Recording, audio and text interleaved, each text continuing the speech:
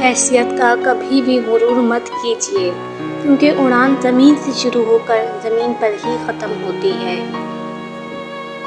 خدا کی جنت چاہتے ہو تو اس کے بندوں کی زندگی جہنم بنانا چھوڑ دو، یہی دین کا خلاصہ ہے۔ زندگی بہت خوبصورت ہے اور شکر کرنے کے لیے یہ وجہ کافی ہے کہ اللہ ہم سے محبت کرتا ہے۔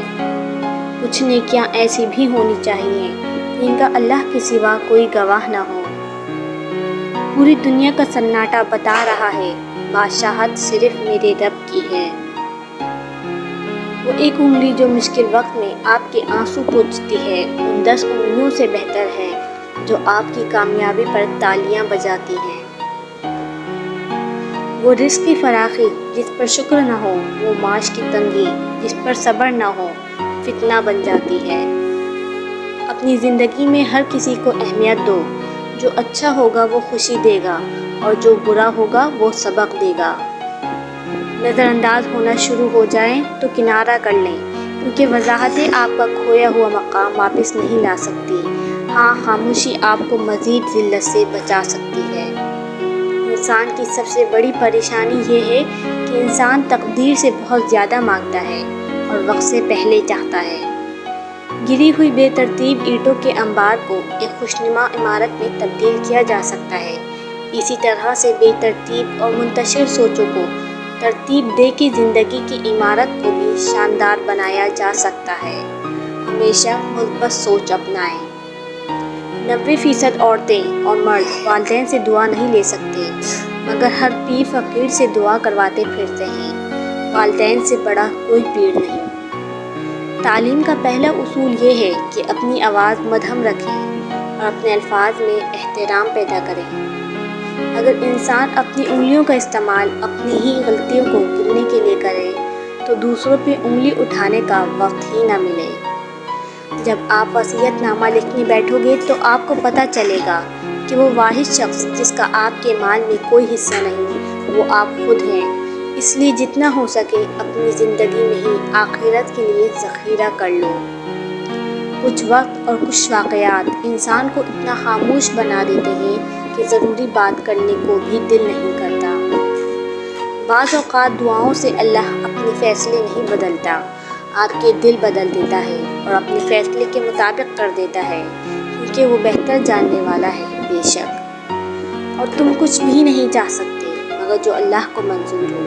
بے شک اللہ جاننے والا اور حکمت والا ہے۔ القرآن۔ اگر کچھ سیکھنا چاہتے ہو تو خاموش رہنا سیکھ لو، ورنہ لفظ کے مطلب ہزار نکلتے ہیں۔ گھر کی عورتوں کو شہزادیوں جیسی سہولیات دینے کے لیے اکثر مرد خود مزدوروں جیسی زندگی گزار دیتے ہیں۔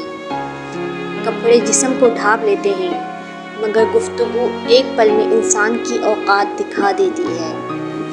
تمہارے نفس کی تربیت کے لیے اتنا ہی کافی ہے کہ تم ان چیزوں سے دوری اختیار کرو جو تمہیں دوسروں میں بری لگتی ہیں۔ وہ رشتے کبھی نہیں ٹوٹتے جن کی بنیاد میں سچائی، خلوص، احساس، چاہت، پیار و محبت شامل ہوں۔ صبر جمیل یہ ہے کہ انسان اپنی مصیبت چھپا لے اور کسی کو بھی اس کی خبر نہ دے۔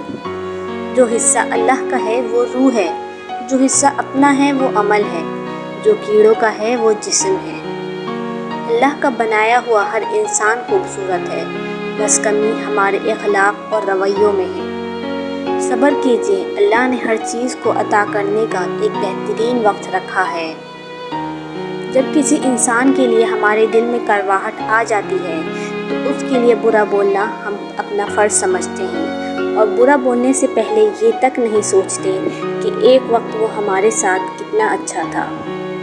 پتہ ہے زندگی میں سب سے مشکل چیز کیا ہے؟ اس اعتماد کو ریزہ ریزہ ہو کر بکھرتے ہوئے دیکھنا جو آپ نے بڑی مشکل اور کشمکش کے بعد کسی پر کیا ہو۔ اچھے لوگوں کی تلاش مت کریں بلکہ خود اچھے بن جائیں، کیا پتہ آپ سے مل کر کسی کی تلاش ختم ہو جائے۔ دور حاضر میں احتیاط بہتر ہے اعتبار کرنے سے۔ سب سے بڑی فتح اپنے آپ کو فتح کرنا ہے۔ ہم پوری زندگی اس انتظار میں نکال دیتے ہیں کہ ایک دن ہم اپنی من پسند زندگی جئیں گے، لیکن یہ بھول جاتے ہیں کہ زندگی وہی ہے جو آج ہے، کل تو بس خواب ہے۔ جس کی کوئی تعبیر نہیں۔ آپ زبردستی کسی کو دو کاموں کے لیے مجبور نہیں کر سکتے، ایک محبت اور دوسرا عبادت۔ دونوں دل سے ہوتی ہیں اور دونوں کا رشتہ روح سے جڑا ہوتا ہے۔